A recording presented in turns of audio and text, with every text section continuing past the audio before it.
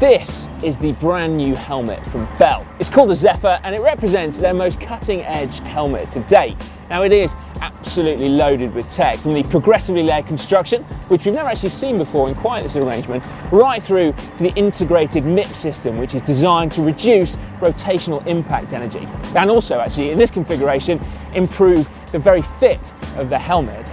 Now I think you'll agree, or at least I hope you'll agree, even on me, that this is a very good looking helmet. And Bell have very kindly agreed to talk us through the process of how it actually came into existence, from a blank sheet of paper right through to this, a high performance road helmet, including some wind tunnel testing and the Therminator.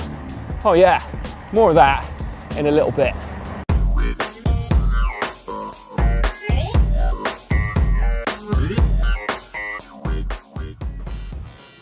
The story starts here with this man, Hill, who is actually the director of product. Bollocks, I've forgotten it. You could say director of R&D. Hill, who is the director of product creation. Hello. Hello. Hey, welcome. How you doing? Thank you very much. Cheers. Nice to meet you. Nice to meet you. Now, when I heard that a man had come out of retirement to create this new helmet, I was expecting like an old dude with grey hair. To be fair, you look too young to have retired. It's California. We got a lot of good plastic surgery and little implants up here. And so this is our finished product, but we've obviously got a lot of stuff going on this desk. This tells a story, does it, of the product development? Well, do you literally start with a blank sheet of paper? Yeah, we literally start with just an idea on paper. It's a very collaborative exercise between the business and engineering team, design team. Safety is number one. That's the front of everything that we do. That's always the top of the list. I can't emphasize that enough. Both from a safety side, but also just from a design side, from an aesthetic standpoint. There's the expectation for product to look good. I mean, this is really, in a lot of ways, it's a fashion piece. It's a wearable item, and people are paying a lot more attention to what they're wearing. So you're trying to blend this complex structure that's managing energy to the brain with art. And that's something that we've done really well here over the years. This kind of snapshot that you're looking at, it shows that art and how it evolves into something that's very technical. Well, with this helmet, there is some pretty striking new tech going on. And so did that allow you then to design something that you wouldn't otherwise have been able to create? Yes. With the dual shell? Yeah. This kind of multi-layered construction allowed us to do a lot of things differently. It allowed us to not only give a much more unique visual impact to the product, but allow us to create what we call a structure that manages energies at different levels, where we're literally taking two separate components and joining them in a way that's much more meaningful in terms of how it manages energy. But then the upside of it is you get this really unique ability to create these really nice graphics and color opportunities that make it really stand out. Now, out in the main office, I've noticed there's a big mood board, right? Mm-hmm. And on that mood board, there's a load of cool sketches. Mm-hmm. But there's also some photos there that I wouldn't necessarily have expected that would be part of the inspiration for helmets. There's a cowboy hat and there's a spaceman. So at what point do you take those kind of inspirations? You've got like car models and stuff in here as well. Do you build that into your idea of a new helmet? For me, it's important to have something that I can latch onto that I can try and interpret. I can take a cowboy hat and create something that's artful and unique and would still satisfy a specific consumer. It doesn't always mean it's a literal interpretation, but for me, it's really important to have that point of inspiration.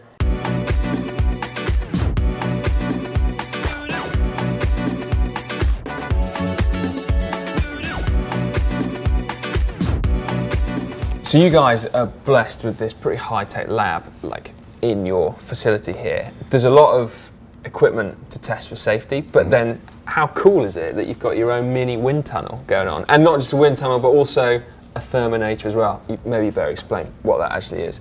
So this is something that's extremely unique to us. We call it the Therminator. It's something that actually measures ventilation, to put it simply. It's essentially Aluminum head with thermocouples. They're strategically placed. I won't go into too deep a detail on how it works, but essentially it allows us to measure thermal activity inside of the helmet. And we collect a lot of data from this, but it's completely unique and only one in existence that I know of. Now the Zephyr isn't an out-and-out aero helmet, right? But I gather that you guys learned something pretty cool from your mini wind tunnel here about the straps. Is that right? Yeah. Like wattage savings for straps? Yeah, I don't know the specific numbers in terms of watts, but you know, it's no secret that if you can keep the webbing flat to your face, it reduces drag. And it's also, you know, one of the big components of the Zephyr is really the comfort aspect too.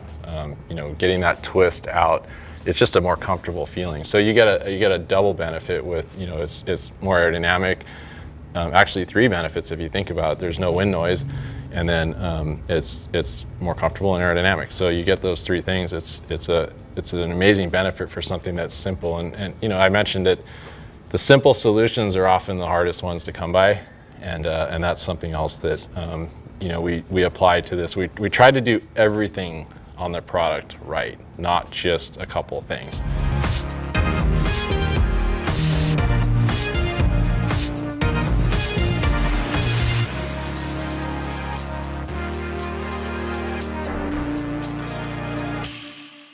It's a baby. Yeah. Look at the little helmet. So this is our workshop.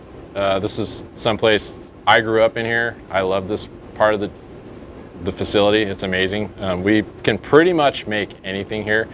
This is really where art and technology come together, and the shop allows us to do that. You know, you can see we've got technology merging with hand sculpting stations. So, you know, this is really where it all comes together, where we take our ideas and build them. So in front of us, is this a mold?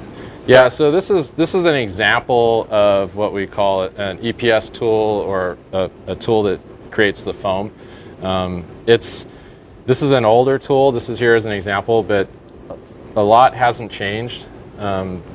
These tools are very complicated, and people don't really understand the level of complexity that goes into a helmet. This particular mold has a lot of different parts to it, and every one of these parts we have to figure out how not only does the product look, but how we can actually build a tool to create the look that we want. So the more complex the helmet, the more complex the tool? Yes. And presumably, therefore, the greater the cost, right? Yes, exactly.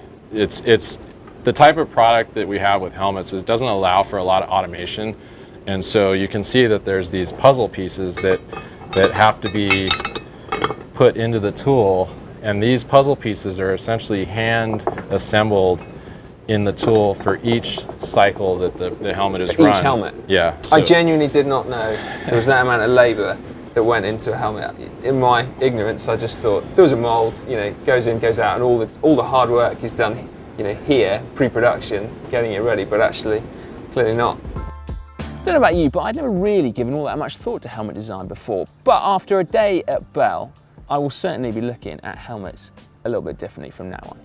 And as for this one, the Zephyr, well, clearly it is loaded with some cool new tech. It's the dual shell, progressively layered construction, which you can clearly see when you have a look at the helmet, to the Mips, which is built into the fit system. And then, how about this for a really cool, novel approach to sweat management? The pad effectively draws water away from your forehead onto this, the lowest point of the helmet, from which the water will drip instead of dripping down your face, into your eyes, or into your glasses. So neatly tackling an age-old problem. A problem that's probably worse for some of us than others. Anyway, all in, this helmet weighs 280 grams in a size medium. Now, certain things that you might not have thought about helmets is how to wear one, like a pro no less. So why not let Matt and I take you through the process, tongues firmly in cheeks, in that video just up there. Or to see more tech here on GCN, why not click just down there for our playlist. And do make sure you subscribe to the channel before leaving this video. To do it is absolutely free. You just got to click on the red globe somewhere on this screen.